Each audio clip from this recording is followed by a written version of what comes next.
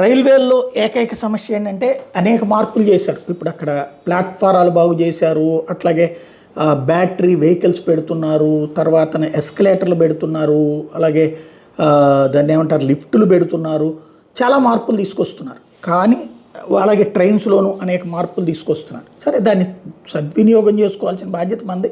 బాధ్యతాయుతంగా ఉంటే ప్రాబ్లం లేదు. కానీ బాధ్యతారహితంగా వ్యవహరించే వాళ్ళ వలన నువ్వు 100 రూపాయలు ప్రయత్నం చేస్తే అందులో 20-30% సక్సెస్ అవుతుంది, మిగతా 70% వీడు ఫెయిల్ చేస్తూ ఉంటాడు. అలాగే రైల్వే స్టేషన్లో టాయిలెట్స్ బాగు చేయడం, రైల్వే స్టేషన్ల ఆధునీకరణ ఇవన్నీ చేస్తున్నారు. ఇంత చేస్తున్న ఏకైక సమస్య ఆహారానికి సంబంధించిన సమస్య. మనం ఇక్కడి నుంచి ఉత్తరప్రదేశ్ వెళ్తున్నామంటే ఇక్కడ వరకు మనకి ఏదన్నా దారిలో దొరికేటటువంటి ఫుడ్ ఓకే.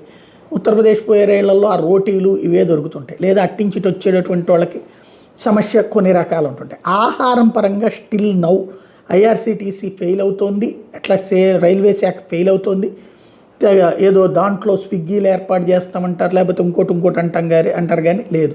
ఈవెన్ రైల్వే స్టేషన్లో దొరికే ఆహారం 100కి 30% మాత్రమే ఇప్పటికీ తినదగ్గట్టుగా ఉంటుంది. ఎవడో సచ్చినట్టు కొనుక్కుంటారు, అవసరమైతే ఆకలేసి సచ్చుతుంటారు కాబట్టి అన్నటువంటి రూట్లో అమ్ముతున్నారు తప్పించి నిజాయితీగా చక్కటి నాణ్యతాయుతమైనటువంటి ప్రమాణాలతో బాధ్యతాయుతంగా అమ్మేవాళ్ళు తక్కువగా ఉన్నారు. రైల్లో అమ్మేటటువంటి ఫుడ్ అయినా అట్లాంటి పరిస్థితుల్లోనే ఉంటుంది. అలాగని మరీ నాసిరకం కాదు, అలాగని పూర్తిగా ఆరోగ్యకరమైనటువంటి ఆహారం కాదు.